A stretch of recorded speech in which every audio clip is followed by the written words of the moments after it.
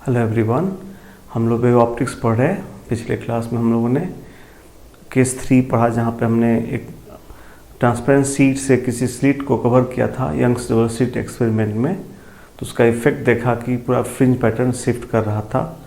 जिस स्लिट की तरह कवर करते थे उधर ही पूरा पैटर्न शिफ्ट करता था by additions of mu minus 1 T capital D by small D, इतना शिफ्ट करता है।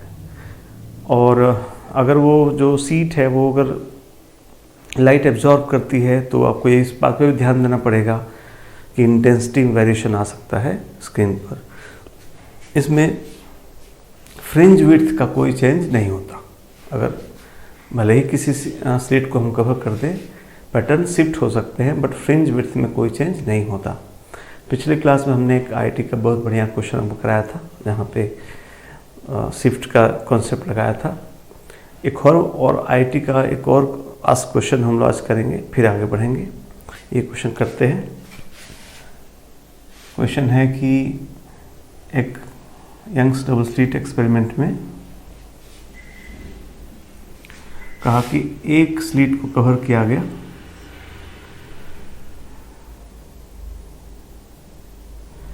और लेमडा लाइट, रेड कलर की लाइट यूज किया गया। इसका लेमडा लेना आपको 7000 एंगस्ट्रॉम ये दिया है। फिर कहा है कि see central maxima shifts by 1 mm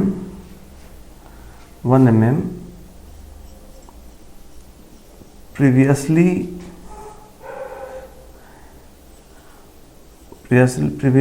occupied by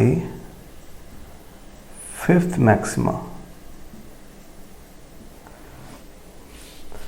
1 mm shift करती है जहां जहां पहले 5वीं मैक्सिमा हुआ करती थी। ठीक है, इसका म्यू दिया 1.5। तो आपको इसका थिकनेस बताना है। Find the thickness of the glass sheet. Find the thickness of the glass sheet. बताइए, ये ए पार्ट है।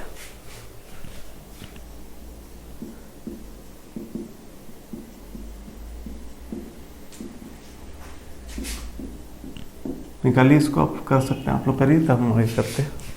तब बी पार्ट करेंगे, पहले ए पार्ट कर लीजिए। सब लोग सॉल्व कीजिए।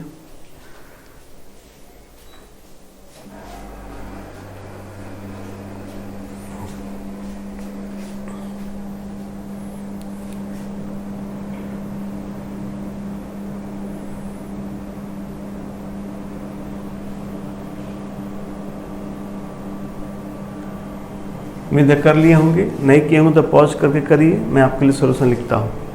कहा कि इससे शिफ्ट कितना होगा, mu minus 1 T D by D.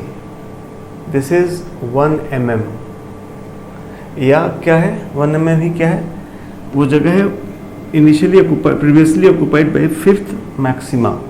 पहले वहाँ 5th मैक्सिमा होती थी, यानी कौन हो गया 5 into D by D into lambda. Lambda is 7000 angstrom. यहाँ से डी बाई डी कैंसिल कर देंगे हम लोग और यहाँ से टी निकाल लेंगे। सो ये हो गया T by 2, T into half. T by 2 is 5 into 7000 angstrom, यानी हो गया टी इक्वल टू 7000। ये नो 10, इसको बदल लेते हैं, यूनिट बदल लेते हैं हम लोग। ये हो गया आपका 10, यहाँ हो गया, यहाँ 7000 हो गया, इंटू 10 पावर माइनस 10 हो गया।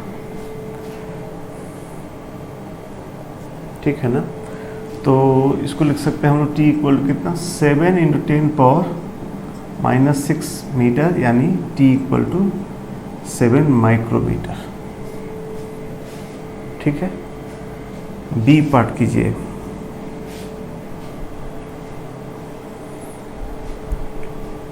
सब लोग अपना पॉज किए थे, सोल्यूशन मिलाए होंगे, है ना। चलिए आगे बढ़ते हैं।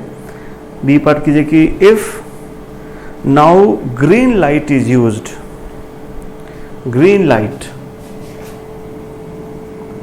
5000 angstrom,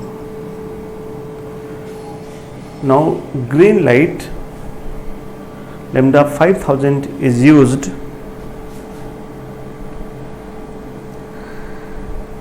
then the C max, then C max, central maxima, then C max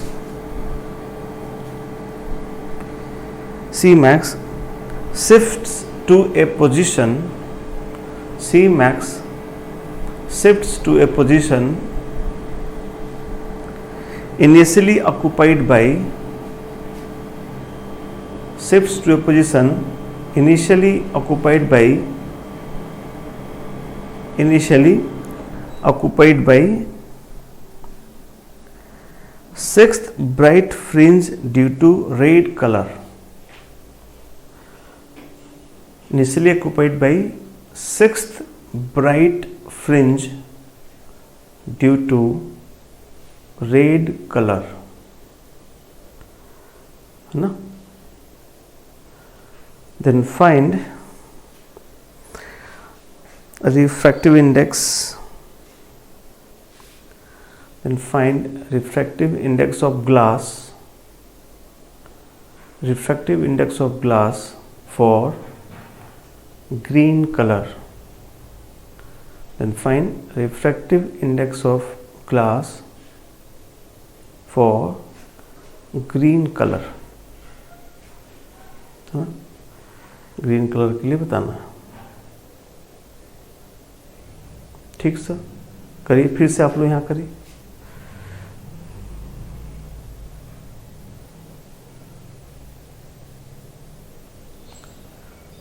pause कीजिए, सॉल्व कीजिए। चलिए, तो उम्मीद करते हैं सभी दोस्त पॉज करके इसको सॉल्व कर चुके होंगे। मैं आपके लिए सॉल्यूशन लिख रहा हूँ। तो अब जो म्यू है वो निकालना है, mu -1 T, T is 7 micron 10⁻⁻⁶ T D by D, mu -1 T D by D is equal to 6th bright fringe due to red colour. तो रेड कलर कितना हो जाएगा, 6 into D by D into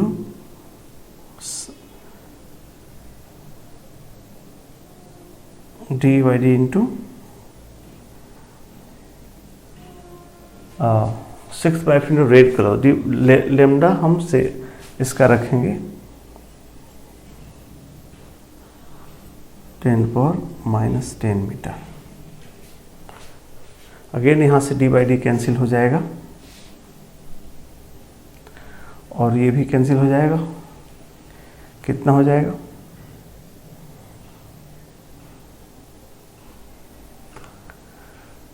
और यहाँ पे एक point और आ जाएगा, मतलब यहाँ पर 0.7 हो जाएगा, 0.1 हो जाएगा। तो इसको भी कटा लेते हैं हम लोग, ये पूरा करके 0.1 हो जाएगा। तो mu -1 is 0.6 implies mu is 1.6।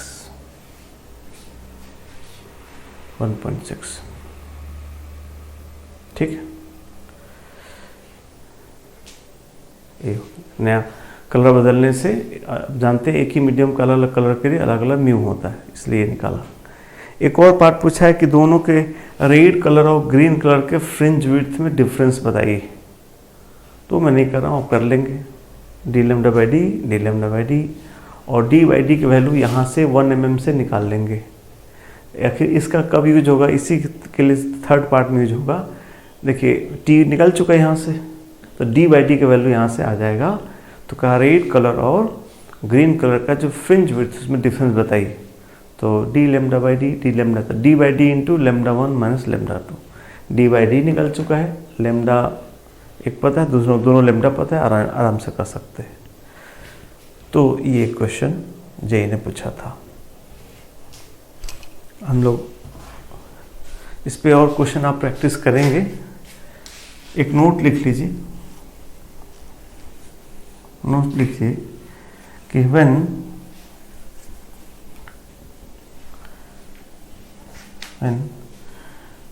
the slit in a Young's doubles YDSC से शॉर्टकट लिखिए, when slit in YDSC is covered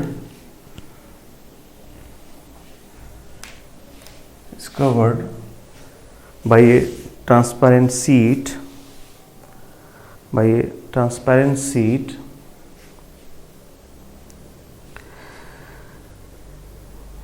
then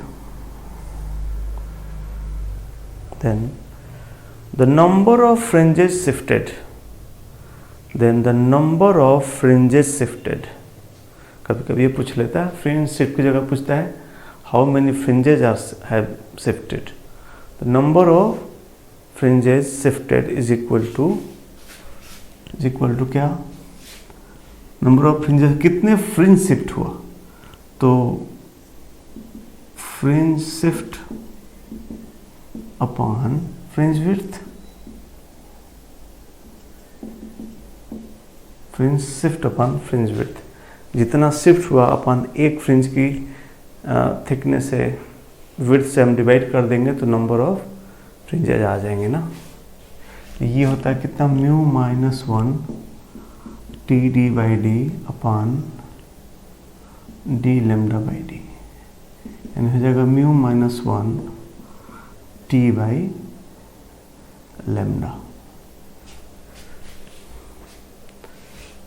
कभी कभी ये पूछ लेगा तो ऐसा कर लेंगे, है ना। चलिए आगे बढ़ते हैं, केस नंबर 4। हम लोग 3 केस पढ़ लिए। पहला केस पढ़े जहाँ पर हम साइन थीटा को डायरेक्टली tan थीटा लिखते थे और उसके लिए बहुत सारे फॉर्मूले डिराइव किया था। फिर हमने लिखा कि साइन थीटा tan थीटा के बराबर नहीं हुआ तो क्या करेंगे। फिर हमने तीसरा केस कहा, यहाँ जब किसी एक स्लिट को कवर कर देते हैं किसी ट्रांसपेरेंट शीट से तो क्या होगा, 3 हो गया। चौथा लिखा जाए, if YDSC is performed, fourth case लिख रहे, if YDSC is performed in a medium other than vacuum, YDSC is performed in a medium other than vacuum, bracket में एयर, जानते ही है एयर अगर ना दिया तो एयर को भी हम लोग वैक्यूम को बराबर मान के चलते हैं। If YDSC is performed in a medium other than vacuum, तो इसमें क्या करेंगे। इसमें कुछ बहुत ज़्यादा दिक्कत नहीं, बट एक केस आपके सामने आना जरूरी है। उसमें क्या करता है कि कहता है पूरा ऑपरेटर्स को किसी वाटर में या किसी दूसरे लिक्विड में डुबो दिया, वो अंदर एक्सपेरिमेंट कर रहे हैं, तो क्या क्या चेंजेस होंगे बताना होता है ना। तो क्या क्या चेंज होगा आप सोचिए, मीडियम बदल गया तो क्या क्या चेंज आएगा। तो मीडियम बदल गया तो मुझे लग रहा पहले तो लेमडा बदल जाएगा। आपको पढ़ाया गया है कि अगर वैक्यूम में किसी लाइट का वेवलेंथ लेमडा नॉट है तो किसी मीडियम में लेमडा नॉट बाई म्यू होता है ना।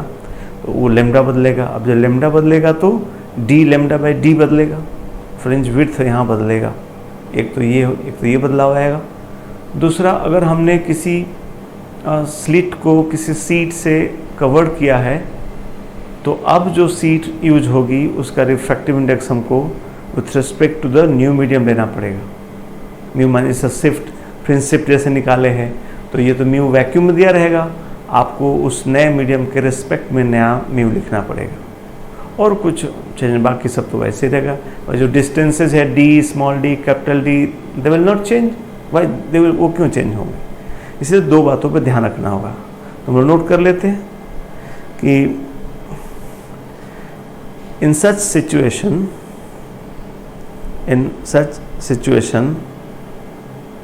we have to use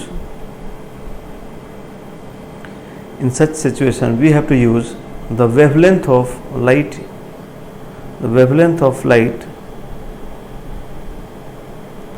with respect to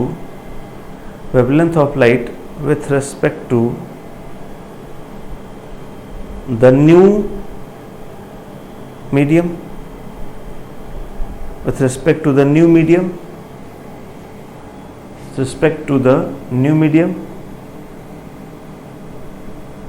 and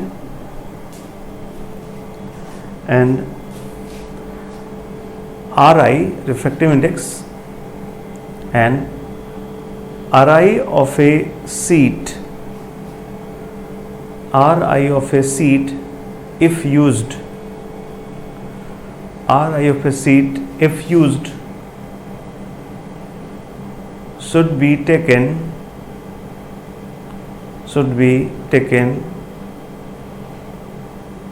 with respect to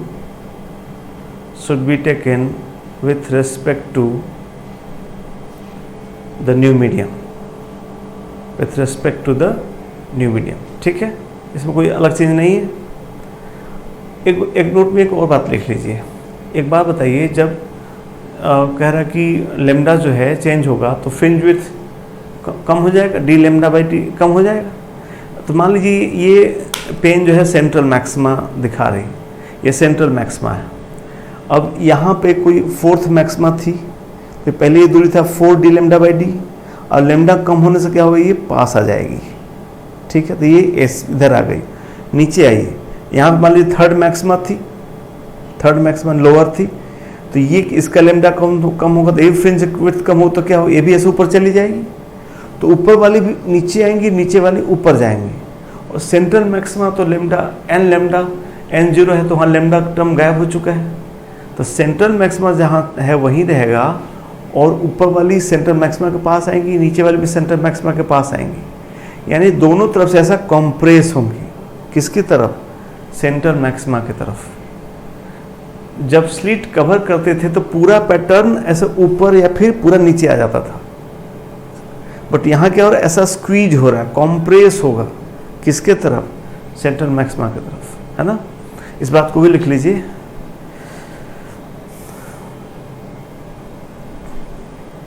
देखा जाए, due to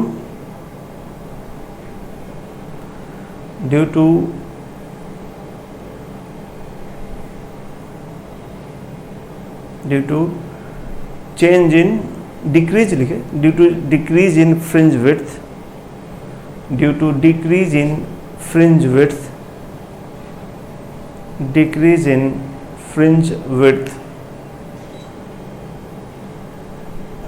the whole fringe pattern, नहीं, ठीक है, कोई दिक्कत नहीं, due to decrease in fringe width the fringe pattern, whole क्या मतलब है, एक ही तो है, the fringe pattern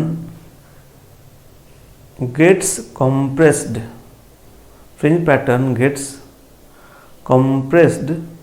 towards central maxima. Fringe pattern gets compressed towards central maxima.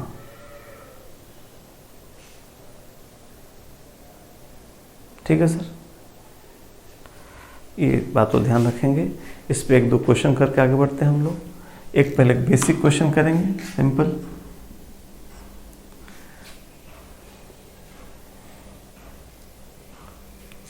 पहला है कि हम शॉर्टकट क्वेश्चन लिख देते हैं। In vacuum y central is 2 mm and y4 is 6 mm। क्या समझे आप लोग कि इन वैक्यूम में YDAC चल रहा था, तो सेंट्रल मैक्सिमा 2 mm पे बन रही थी, और फोर्थ मैक्सिमा 6 mm पे बन रही थी, ठीक है। अब कहता है कि YDAC performed in medium mu equal to 2, medium mu equal to 2, तो बताना है new position of, find new position of y0 and y4। करिए, तो पहले सेंट्रल मैक्सिमा 2 पे थी और फोर्थ मैक्सिमा 6 पे थी, और पूरा एपरेटस को हम एक मीडियम में डुबो दीजिए, जिसका म्यू 2 है, तो उनका नया पोजीशन क्या होगा। अभी मैंने बताया, आप करके बताइए।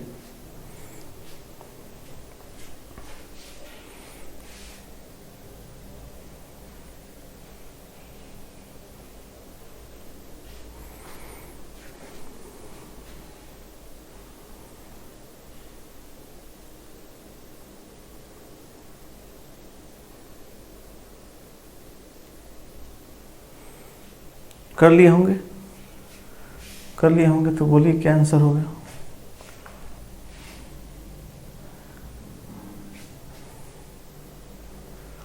नहीं किया हो तो पॉज करिए।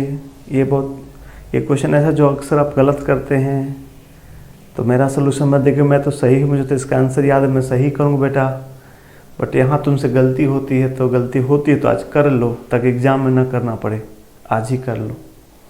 पॉज करो और आंसर बताओ। तो उम्मीद करते सारे प्यारे दोस्त इसको सॉल्व किए हैं और उन्होंने आंसर निकाला है। अगर उन्होंने आंसर निकाला है 2,3, तो ये रॉन्ग है, ये रॉन्ग है। मैं करता हूँ, सेंट्रल मैक्सिमा का पोजीशन चेंज नहीं होगा, ये अभी आपसे बात हुई, सेंट्रल मैक्सिमा वहीं रहेगी, बस दोनों तरफ से पास आ जाएंगे। तो सेंट्रल ये मान लीजिए 0 है और सेंट्रल मैक्सिमा हमारी 2 पे है और ये 6 पे है, तो ये नहीं चलेगी, ये दूरी कम होगा, ये दूरी कम हो जाएगा। ये दूरी है कितना, 4, तो 4/μ हो जाएगा, d लेमडा बाई डी। तो लेमडा, नया लेमडा कितना होगा, पहले का बाई म्यू, आधा हो जाएगा, लेमडा बाई 2 हो जाएगा, बिकॉज म्यू 2 है, तो फ्रिंज विड्थ आधी हो जाएगी, तो ये दूरी आधी हो जाएगी, तो 4 का 2 हो जाएगी, 4 का 2 हो जाएगी। तो कोऑर्डिनेट कितना होगा, 2 और +2 कितना, 4। इसलिए सही आंसर हुआ 2,4 millimetre, is the right answer. ठीक है, ओके, नेक्स्ट क्वेश्चन।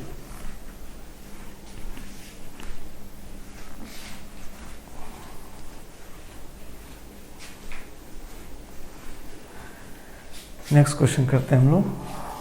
ये भी जेई IITS क्वेश्चन कर रहे, ये IIT में आया हुआ क्वेश्चन सब्जेक्टिव, मैं कर रहा हूँ अब तक ताकि पूरी बात समझ आए हम लोग को। कहा कि एक डबल एक्सपेरिमेंट है, कैपिटल डी दिया 1.33 मीटर, स्मॉल डी दिया है 1 mm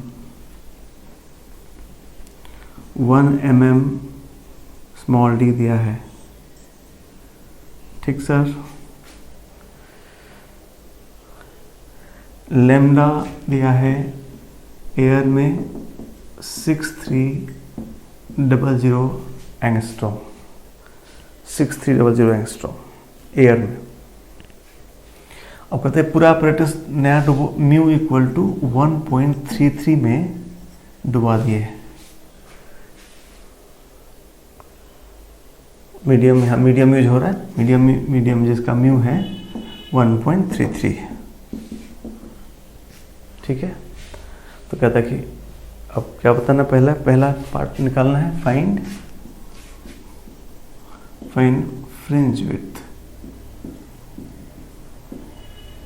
चलिए करिए, फाइंड फ्रिंज विड्थ।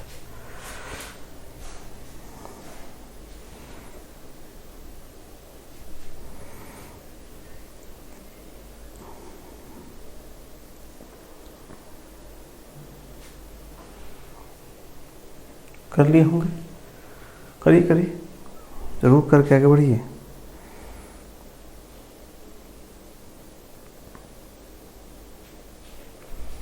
तो आपने कर लिया होगा, new D lambda by D, और लेमडा एयर का नहीं मीडियम का लगाना होगा। तो करते 1.33 अपन डी हो गया 1 mm मतलब 10⁻³ मीटर, और लेमडा को मीटर में यूज कर लेते हैं हम लोग, तो हो जाएगा कितना 6300 10⁻10 metre upon mu 1.33 lambda by mu. ये लेमडा वैक्यूम का है, एयर का है, मीडियम में लेमडा बाई म्यू होता है। ये हो गया सर, ये कट गया, तो ये हो गया कितना 63, ये 325 10⁻⁵ हो गया मीटर, या कह सकते हैं हम लोग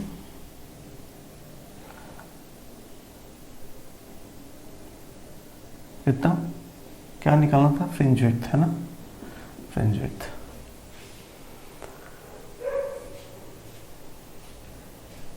यानी कितना हो गया, या कर सकते 0.63 mm कर सकते हैं।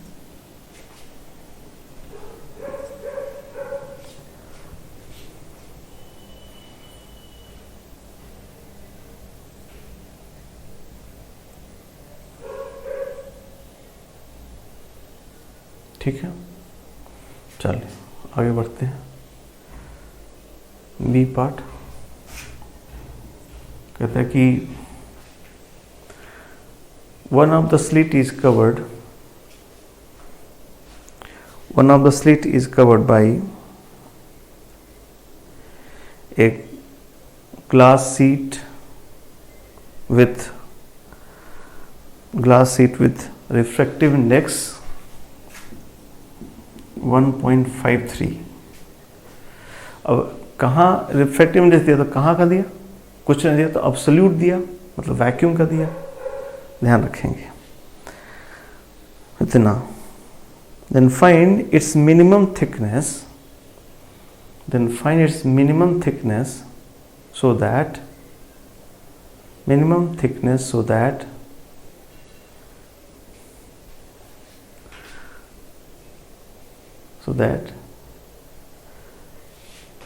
intensity at O, ये O है एक्सिस वाला O, minimum thickness so that intensity at O becomes 0, intensity at O becomes 0। कीजिए, अपने से कीजिए, सॉल्व कीजिए, सब लोग हो जाएगा।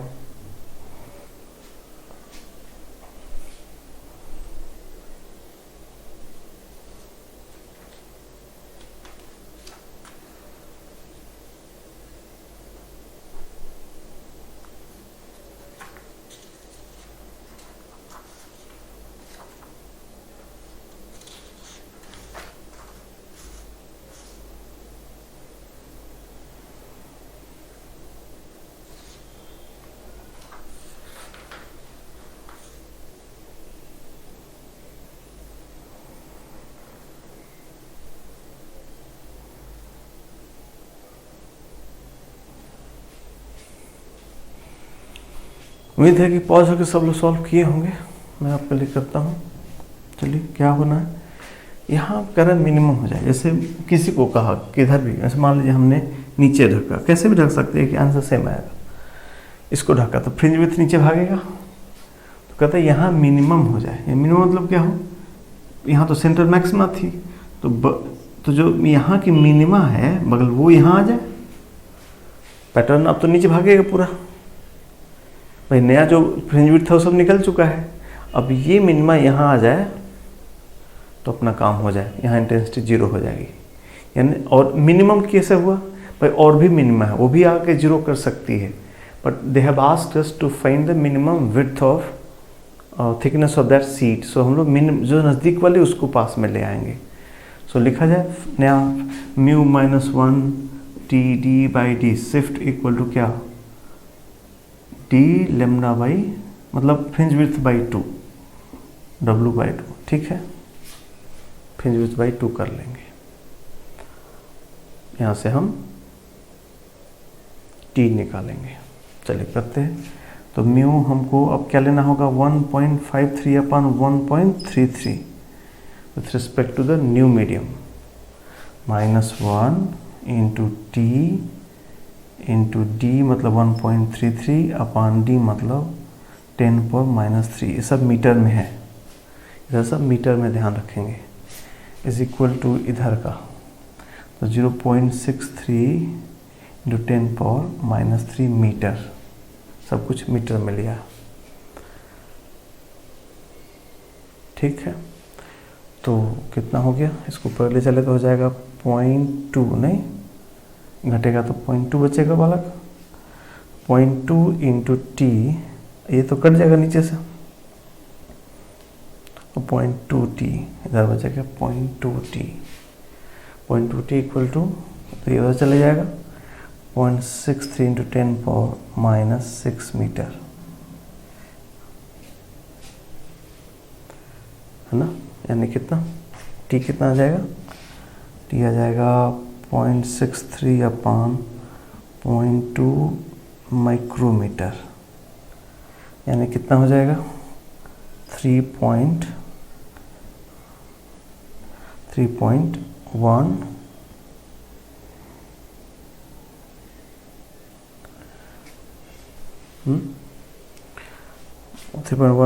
समथिंग माइक्रोमीटर, नहीं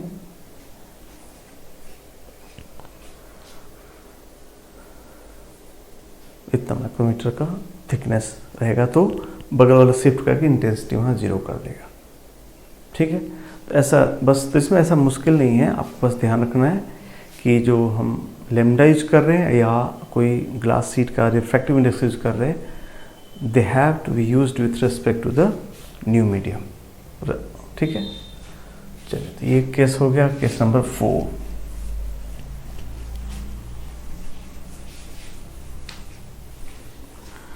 नेक्स्ट लिखेंगे case number 5।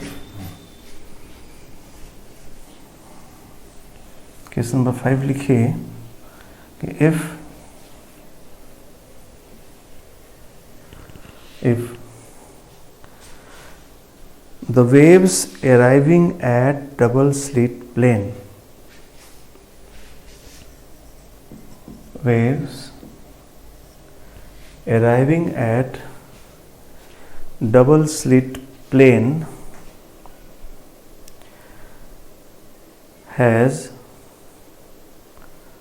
non-zero phase difference, has non-zero phase difference, has non-zero phase difference। अब ये क्या है देखिए, जैसे अब तक जितना हम डायग्राम बनाए, आपको ऐसा बनाए थे, ऐसा हम लोग बना रहे थे, तो यहाँ से ऐसी वेव्स लाते थे, ऐसे यहाँ S1 S2 पे पहुँचने से पहले उनमें कोई फेज में डिफरेंस नहीं था ना, जो था इसके आगे होता था, जैसे कहीं मिला देते थे।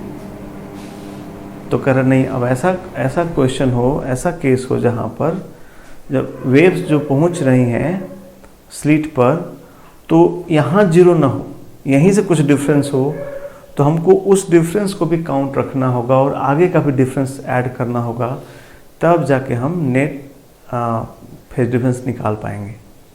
इस तरह का क्वेश्चन कैसे करेंगे, जैसे हम एग्जांपल के तौर पे ऐसा केस बनाने के लिए एक एग्जांपल लेते हैं। ऐसे लाइट रेज या वेव्स ऐसे डाला, इस तरह से डाल दिया हमने, जो पहले ऐसे हॉरिजॉन्टल आती थी हमने ऐसा एंगल पर डाल दिया।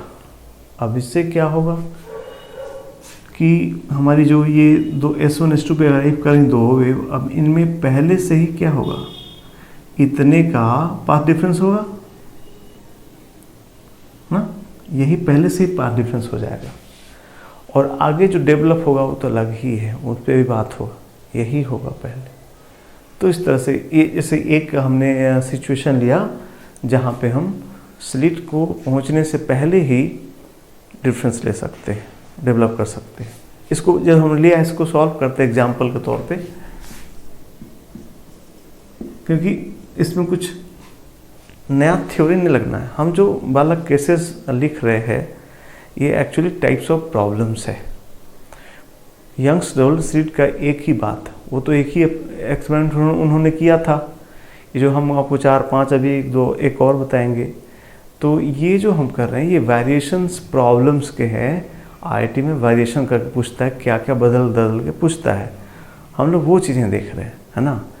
इसमें कोई तो इसलिए इसके अलावा भी कुछ बात आता है, तो अब आप कई केसेस जब पढ़ लेंगे तो आपको समझ में आ जाएगा कि अल्टीमेटली हमको पाथ डिफरेंस फेज डिफरेंस ही निकालना है, वो निकल जाएगा तो सॉल्व हो जाएगा। इसलिए मैंने कहा एग्जाम्पल लेते हैं, ऐसे को और भी एग्जाम्पल हो सकते हैं। चलिए मान लीजिए हम लोग कहीं यहाँ पे हम इसका इंटरफेरेंस चेक कर रहे हैं, तो ये वे फिर यहाँ पहुँची, हम लोग यहाँ पॉइंट P पर y डिस्टेंस पर इंटरफेरेंस पैटर्न चेक कर रहे हैं।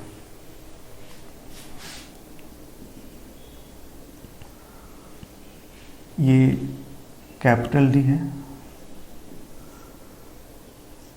डी लिखते हैं, यहाँ लिखते हैं डी, और डी अभी भी मैं बड़ा ले रहा हूँ स्मॉल डी से।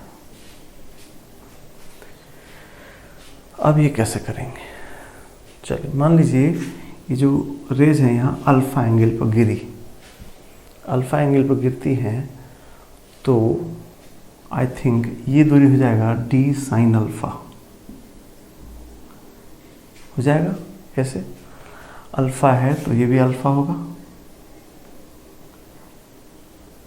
है ना, तो अल्फा होगा तो ये अल्फा होगा, तो ये डी है तो ये D cos alpha, D sine alpha हो गया।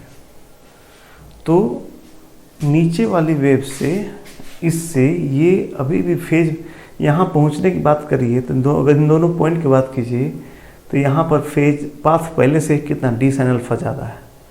आगे की बात करेंगे तो परपेंडिकुलर ड्रॉप करेंगे, ये थीटा वाला जो पहले से करते आ रहे हैं, ये होगा डी साइन थीटा, है ना। तो अब देखना है कि अब पाथ डिफरेंस कितना होगा। तो यहाँ जो दोनों जगह दोनों का फेज क्या है, सेम है, यहाँ फेज सेम है, यहाँ बढ़ गया, यहाँ पे ऐसा है, ऐसा सोचते हैं। तो अब तो हम यहाँ की बातें करेंगे, यहाँ से जो अंतर बात करेंगे, तो हम इसमें से इसको पूरा घटाएंगे तो कितना हमारा डेल्टा एक्स हो जाएगा। हम इसको एस, यहाँ S2 है अपना है, और हम इसको लिख लेते हैं कुछ S डैश लिख लेते हैं। तो हमको S2P में से घटाना है कौन, S dash S1 plus S1P, इसमें से इस पाथ को घटाना है, यानी कितना हो जाएगा ये S2P minus S1P minus S dash into S1, यानी ये कितना हो गया, डेल्टा एक्स कितना हो गया, ये होता है डी साइन थीटा और ये आ गया है D sine alpha, D sine theta D sine alpha. तो अब पाथ डिफरेंस इतना हो जाएगा। अब समझदार बच्चे के लिए आगे पढ़ाने की कोई ज़रूरत नहीं है। जब मैंने पाथ डिफरेंस निकाल लिया तो पाथ डिफरेंस निकल गया तो आप क्या निकाल सकते हैं, फेज डिफरेंस निकाल सकते हैं, वहाँ की इंटेंसिटी निकाल सकते हैं, नहीं, I0 4I0 cos स्क्वायर 5/2, तो डेल्टा एक्स निकल गया तो आप 5 निकाल लेंगे, 5 से आप आंसर निकाल लेंगे। तो मेन हमारा काम यहीं तक है कि मैं आपको समझाऊं कैसे पाथ डिफरेंस मैंने निकाला। ऐसा कुछ भी सिचुएशन में चेंज करता है तो इसे ऐसे सोचना है, पाथ डिफरेंस निकलते ही इंटरफ्रेंस की पढ़ाई स्टार्ट हो जाती है कि आपको कुछ अलग से नहीं करना होता। पाथ डिफरेंस पता है तो फेज डिफरेंस पता है, बाकी आप कुछ भी निकाल सकते हैं, मैक्सिमा कंडीशन मिनिमा कंडीशन निकाल सकते हैं। जैसे हम यहाँ पर कोई एक एग्जाम्पल लेते हैं, जैसे हम मैक्सिमा चाहते हैं, फॉर मैक्सिमा, ये रटने की बात जो हम लिख रहे हैं रटने की जरूरत नहीं है, बस ऑब्जर्व कीजिए। फॉर मैक्सिमम हमको पी पे निकालना, तो क्या करूँगा मैं, delta X equal N lambda लिखूँगा, तो D sine theta minus D sine alpha equal to N lambda होगा, यानी साइन थीटा कितना हो जाएगा, ये उधर जाएगा तो होगा n lambda by D plus sine alpha, sine theta आ गया। अब जो साइन थीटा आ गया तो फिर इसके बाद कहानी अलग हो सकती है कि साइन थीटा को डायरेक्टली टैन थीटा लिखना है कि नहीं लिखना है। लिखना है तो सीधे टैन थीटा को वाई बाई डी लिख देंगे, टैन थीटा को यहाँ पर वाई बाई डी लिख देंगे, और अगर नहीं लिख पा रहे हैं तो साइन थीटा को क्या करेंगे, टैन थीटा निकालेंगे। दोनों केस 1 2 भी यहाँ स्टार्ट होगा, तो वो आप अलग से देखेंगे, यहाँ से अलग से अपने आगे की पढ़ाई अलग से समझेंगे कि साइन थीटा को देखेंगे, ये वैल्यू छोटा आ रहा है कि नहीं आ रहा है तो कर सकते, नहीं तो नहीं कर सकते। इसे मैं एग्जाम्पल करता हूँ, जैसे कोई example, for example for small theta, मान लीजिए ये वैल्यू सब स्मॉल आ गया, तब मैं स्मॉल थीटा साइन थीटा को वाई बाई सीधे डी लिख दूंगा और एन लेमडा बाई डी होगा और साइन अल्फा हो जाएगा, यानी जो y हो जाएगा n D lambda by D plus D sine alpha.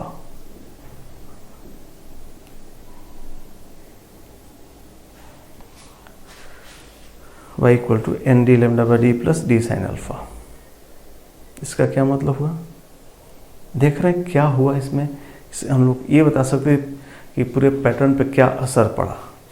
जब ये सब स्ट्रेट पड़ता था तो हमारा आंसर आता था y equal to N D lambda by D, nth maxima का पोजिशन नहीं आता था, अल्फा जीरो थे, टर्म जीरो हो जाता था, N D lambda by D आता था। अभी क्या हुआ है? N D lambda plus D sine alpha, और डी साइन अल्फा कांस्टेंट है, माने जो पैटर्न है ऊपर भाग गया। कितना से भागा? डी साइन अल्फा से। तो मैं तो ये नहीं कहूँगा कि आप इसको याद कर लीजिए, मेथड तो समझ ही गए, बिकॉज ये तो याद करना तभी समझो स्मॉल थीटा होगा, हमेशा तो आपको लागू होगा नहीं, इसलिए मैं याद करना तो नहीं बोलूँगा, बट हाँ ये रिजल्ट तो याद कर लीजिए कि ऐसे कर नीचे से ऊपर ले जा रहे हैं तो पैटर्न ऊपर भाग रहा है, ऊपर ले जा रहा है तो ऊपर भाग रहा, अगर ये ऐसे लाते तो पैटर्न नीचे भागता।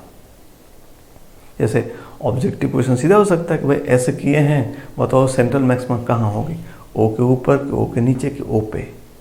तो ऐसे किए तो ऊपर भागे तो सेंट्रल मैक्सिमम ऊपर भागी होगी, ऐसे लाते तो नीचे भागती। इस केस में सिर्फ डी साइन अल्फा का है, but depends, it is only possible if theta is small, नहीं तो फिर सॉल्व करना पड़ेगा टेन थीटा से, है ना। तो ये एक केस हुआ जहाँ पर ये स्लिट से पहुँचने से पहले ही क्या पाथ डिफरेंस हो सकता है। अब इसके और भी केसेस हो सकते हैं, जैसे मैं बस हिंट करूँ ताकि आपको आगे कोई करना तो आसान हो जाएगा। जैसे पहले यहाँ सोर्स देता था यहाँ पे, तो यहाँ से तो अगर जाता तो दोनों पाथ सेम होता। मान लीजिए मोनोक्रोमेटिक लाइट सोर्स दे दिया, तो यहाँ से जाता तो फिर तो सही था, बिकॉज ये दोनों सेम थे, तो जो डिफरेंस था आगे ही होता। बट कल को कह देगा कि ये जो सोर्स है वो यहाँ पे सोर्स कह दिया, तो एक लाइट ऐसे जाएगा और एक लाइट ऐसे जाएगा, तो फिर आपको अब यहाँ पर पाथ डिफरेंस निकालने का मतलब वाला क्या हुआ? ये लेंथ प्लस ये लेंथ माइनस ये लेंथ प्लस ये लेंथ, नहीं। जैसे ये S हो गया, ये S1 है, ये S2 है, तब नया पाथ डिफरेंस क्या लिखोगे? S2 plus S into S2 plus S2P minus S1 plus S1P, S2 plus S2P minus S1 plus S1P, ये होगा, है ना। सो ये अब यहाँ पे ज्योमेट्रिकली कुछ चेंज करेगा तो उसके लिए आप तैयार हुए कि हाँ कर लेंगे, ठीक है। ये केस नंबर हुआ 5, केस नंबर 5। आगे बढ़ते हैं हम लोग, कुछ और बातें हैं जो देख लेते हैं। केस 5 हो गया, केस 6 देखते हैं।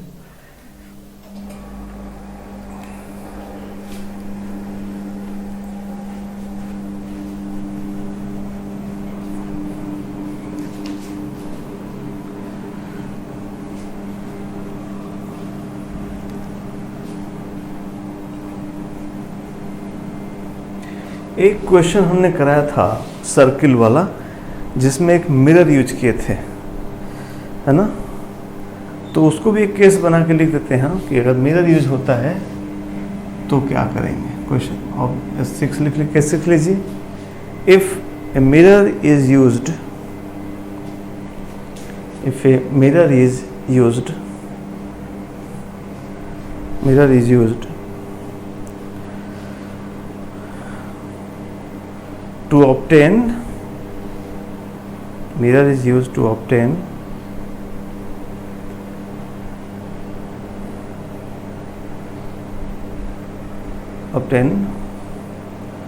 coherent source, to obtain coherent source, mirror used to obtain coherent source। इसको कहीं कहीं लॉयड मिरर भी लिखा रहेगा, लॉयड मिरर मेथड।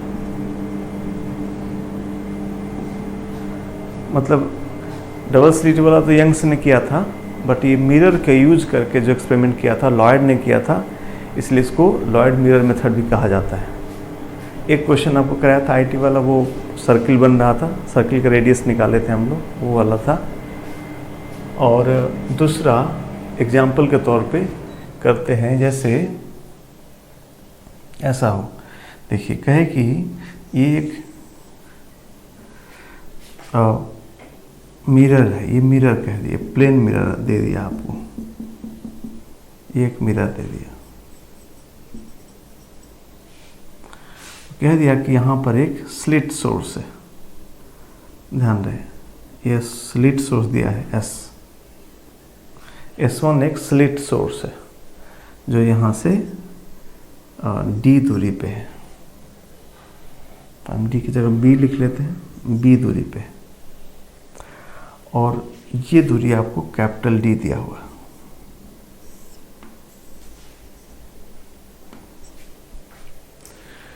तो कहता है कि अब इस स्क्रीन पे कहाँ जो मैक्सिमा मिनिमा कहाँ बनेगी बताओ। तो जैसा वहाँ किया था कि इस सोर्स का एक इमेज हम यहाँ नीचे बना लेंगे, एक यहाँ पे हमने इमेज बना लिया, एस था एस डैश बना लिया, बी है तो ये भी बी होगा। अब आगे के लिए अपने मन में रखिए कि एक से एस और एस डैश दो स्लिट सोर्स हो गए, दो स्लिट सोर्स हो गए। अब यहाँ से कहीं भी जाएंगे, यहाँ आपको मैक्सिमा चेक करना है, एक वेव यहाँ से जाएगी, और मन में रखिए कि एक वेव यहाँ से जाएगी, है ना, एक वेव ये हो जाएगी आपकी। जबकि हुआ क्या होगा, एक जो ये स्ट्रेट यहाँ से वेव गई और दूसरा वेव यहाँ से पढ़ के रिफ्लेक्ट हो गई होगी ना, एक स्ट्रेट यहाँ से गई, एक ऐसे लौट के गई।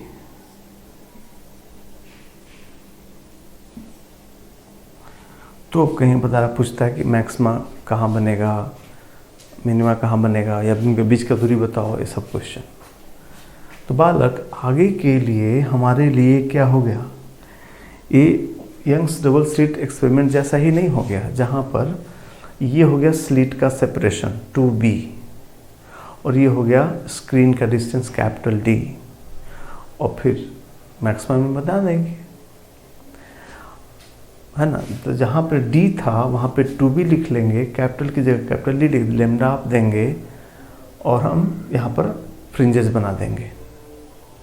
इसमें बस दो बातों को ध्यान रखना है, एक तो सिंस ये मिरर हो गया इसलिए इसके नीचे कुछ बनने की संभावना नहीं है, बिकॉज सारी लाइट ऊपर लौट जाएगी, तो इसके नीचे कोई फ्रिंज नाम की चीज़ नहीं बनेगी, पहला बात। और जो इससे ज़्यादा इम्पोर्टेंट बात है वो रिफ्लेक्शन वाली बात।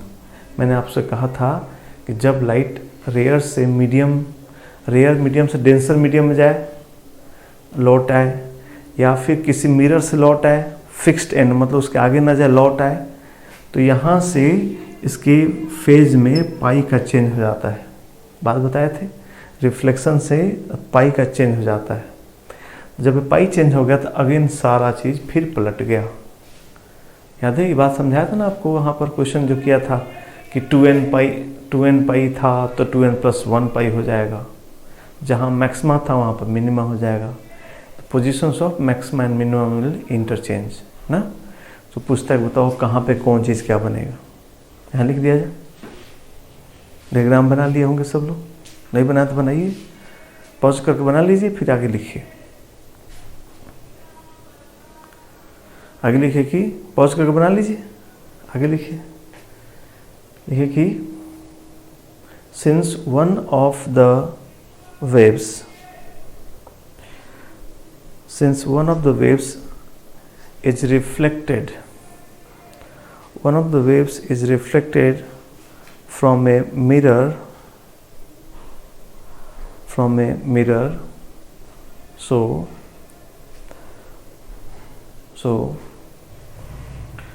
there will be a phase change of pi, नहीं रुकिए, so it will लिखिए, it will undergo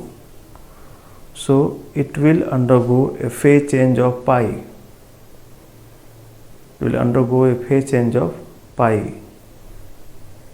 and hence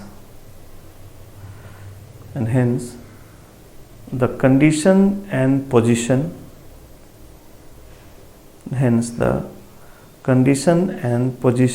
of maxima and minima condition and position of maxima and minima will be interchanged,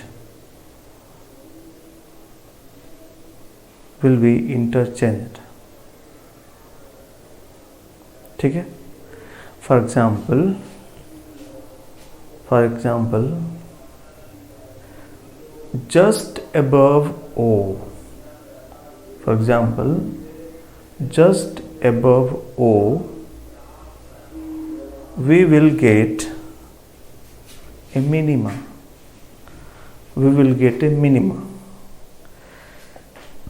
एकदम O पे नहीं कहेंगे, क्योंकि O पे दो वेव आएगी कहाँ से? एक रे ये और एक रे वहीं पे जाएगी, तो कैसे काम चलेगा? एक रे हवा से आए, एक रे मिरर से लौट के आते, थोड़ा सा ऊपर लेंगे ना, जस्ट ऊपर। और पहले यहाँ पर क्या होता था? सेंट्रल मैक्सिमा, तो अब यहाँ हो जाएगा minima. So just above O we will get a minima, ठीक बात।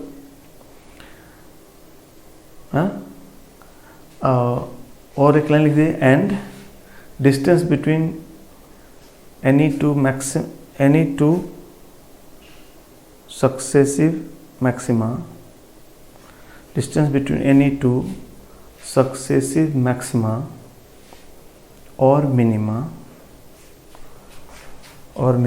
is equal to d lambda upon 2b।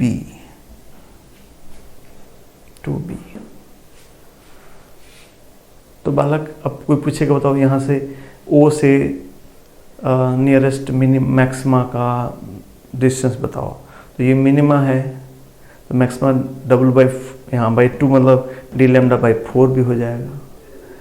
यहाँ से फिर मिनिमा कहाँ, मतलब आगे यंग्स जैसा बताना चालू कर सकते हैं, इंटेंसिटी जैसा वैसा करना चालू कर सकते हैं। यहाँ का फेज डिफरेंस पाई हो गया, आगे आप आगे निकाल सकते हैं डिस्टेंस के हिसाब से, है ना। या सीधे फॉर्मूला आप यंग्स डबल स्लिट में लगा सकते हैं सावधानी से कि आपको डब्ल्यू इतना यूज करना है, और सेंट्रल मैक्सिमा से कितना दूर पर कैसे निकालते थे वो सिखाया। 4I0 cos square pi by W बदलना होगा, ध्यान रखना होगा, उस तरह से आप कर सकते हैं, ठीक है। तो ये होगा, जहाँ मिरर यूज करेगा तो ऐसे करना, बस यहाँ पाई चेंज रखना है, फ्रिंजेस नया तरीके से बना के सॉल्व करना। तो ये तरीका हो गया। 6 टाइप क्वेश्चन बताया मैंने। एक टाइप का क्वेश्चन और हो सकता है, कौन? जहाँ पे हमने कभी भी वो जो कैपिटल डी था वो हमेशा स्मॉल डी से बढ़ा लिया, D much greater than small D लिया है। तो ऐसा भी तो केस हो सकता है जहाँ पे वो कंपेरेबल हो जाए, तो फिर हमारा वो डी साइन थीटा नहीं रह जाएगा पाइथागोरस। तो वहाँ पे हमने हालांकि बात पहले बताया था, इसे अलग से कोई केस लिखवाने का मतलब नहीं थे, क्योंकि हम लोगों ने जो पहला केस प्रूफ किया है, याद होगा पाइथागोरस में कहा स्कूल में ऐसा करते हैं कि कैपिटल डी से पाइथागोरस निकाले हैं, कॉपी में सॉल्व है, आपको देखिएगा। तो वैसे करना पड़ेगा आपको, है ना। कैपिटल डी अगर स्मॉल डी के कंपेरेबल हो गया, तो आप ज्योमेट्री से S2P S1P निकालना है, डिफरेंस निकालना है, n lambda for maximum, n plus half lambda for minimum, and for any other position delta x आपका निकला ही है तो डेल्टा फाई निकालिए और इंटेंसिटी लिखिए। वो तरीका हो सकता है, इसलिए अलग से नहीं लिखते हैं, इसको केस नहीं बना रहे, आपको याद दिला रहे हैं कि हमने सारे केस में D much greater than small D लिया है। तो आप ये ना सोचें कि सर आपने उसका दूसरा नहीं कराया, करा दिया है, पहले वही कराया और बाकी सब अलग कराया, ठीक है। तो वो आप ध्यान रखेंगे। हम जब आपको जैसे चैप्टर फिनिश करते हैं तो कुछ क्वेश्चन करते हैं, वहाँ पर वैसा क्वेश्चन आपके लिए हम कर देंगे, है ना। तो ये हमारा एक पार्ट फिनिश हुआ और मेजर पार्ट फिनिश हो गया। थोड़ा सा और बच्चा है, जैसे कि जो बात करते हैं ना कि कैसे, जो शुरुआत से बात करते हैं जहाँ था कि एक सोर्स कभी भी दो independent light sources can never be coherent, याद है ना बात। So we try to form क्या, एक सोर्स से ही दो सोर्स हम लोगों ने बनाया।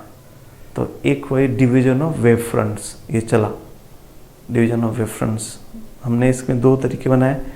डिवीजन ऑफ वेव फ्रंट के दो तरीके हुए, एक तो डबल स्लिट ही बना लिया, दूसरा मिरर यूज कर लिया, ये डिवीजन ऑफ वेव फ्रंट हुआ। और दूसरा तरीका था डिवीजन ऑफ एम्पलीट्यूड्स, है ना। तो डिवीजन ऑफ एम्पलीट्यूड में कैसे करते हैं वो देखते हैं हम लोग। तो division of amplitude,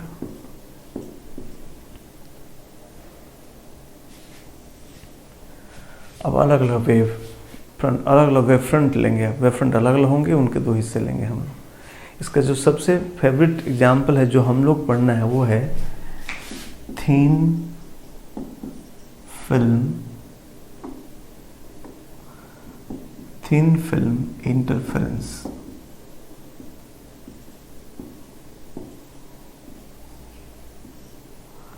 thin film interference, ये सबसे बेसिक एग्जाम्पल है।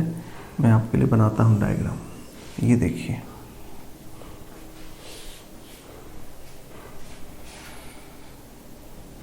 डायग्राम मैं बड़ा बनाता हूँ इधर।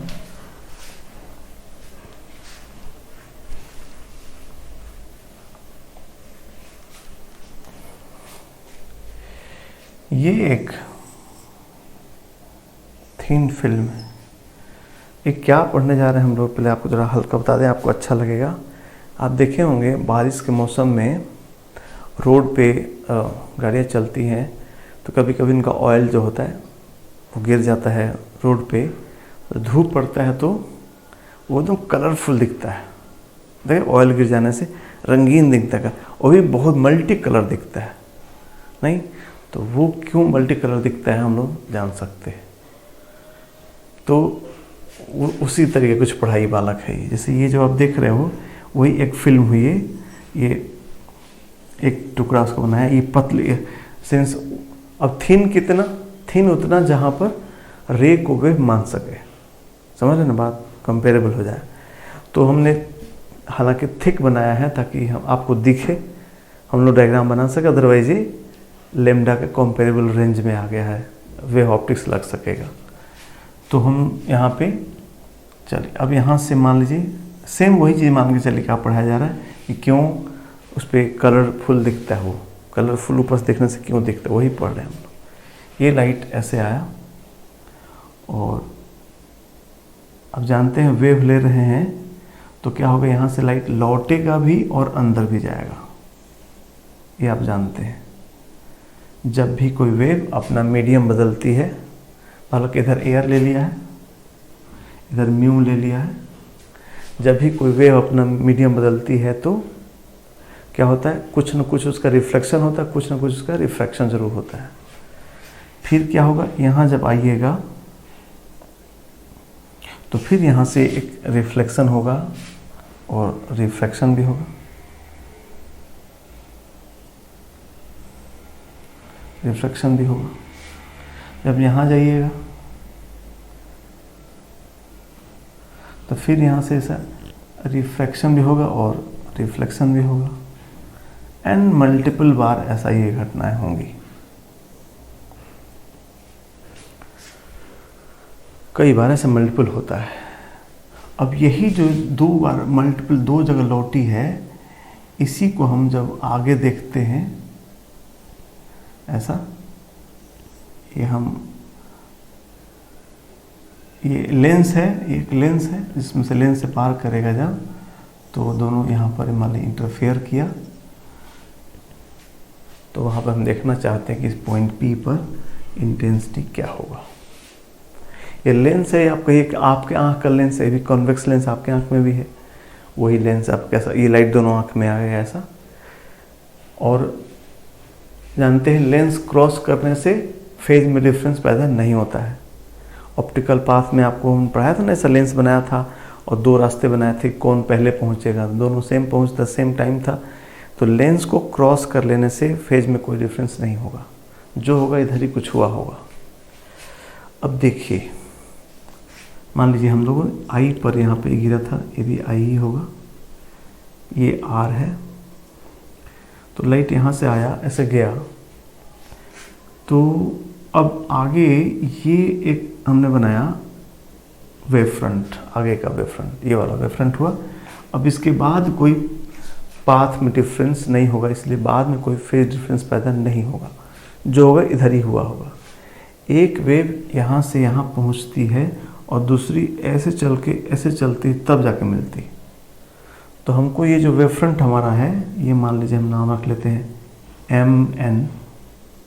जो MN वेव फ्रंट है, इसके आगे कोई डिफरेंस पैदा नहीं हुआ है, तो इसके पीछे का ही डिफरेंस अगर निकाल लेंगे तो यहाँ का डिफरेंस निकल जाएगा, बिकॉज इसमें और कोई डिफरेंस पैदा नहीं हुआ। तो यहाँ से जो डिफरेंस पैदा हुआ ही यहाँ का पाथ डिफरेंस होगा, फेज डिफरेंस होगा, उसके हिसाब से यहाँ पर मैक्सिमम मिनिमा बनेगी। ठीक बात। अब वो कैसे निकलेगा? पाथ से निकालना होगा कि देखिए यहाँ से ये लंबाई निकालना होगा हमको, ये मान लीजिए AB, और दूसरा हमको ये C लिख लेते हैं, इसको हम B लिख लेते हैं, पॉइंट को AB पॉइंट हो गया।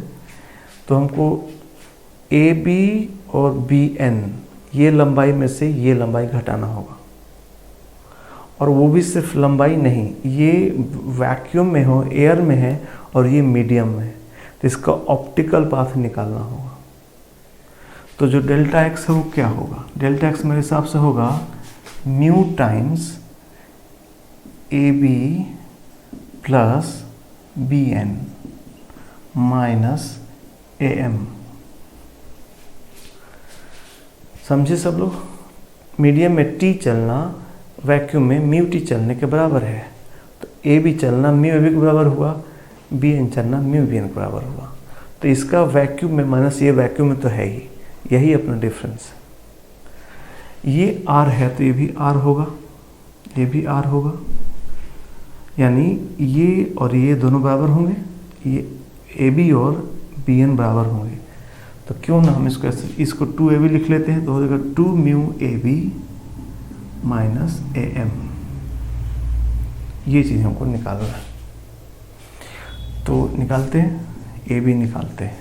AB देखिए, AB ये थिकनेस T लेते हैं, ग्लास स्लैब जो अपना है उसका थिकनेस हम लोग T लिए हैं। जो थिकनेस है फिल्म का, थिकनेस जो है, फिल्म मतलब एक लेयर नहीं, इसका थिकनेस T है। तो बालक ये T है, बेस है और हाइपोटेनस बताना है, तो ये हो गया T sec R, इसलिए हो गया 2 mu T sec R minus AM। AM निकालना है, ये निकालना है। देखिए ये I है तो 90 माइनस I होगा, तो ये होगा I। ये I है तो 90 माइनस I होगा, तो ये हुआ I।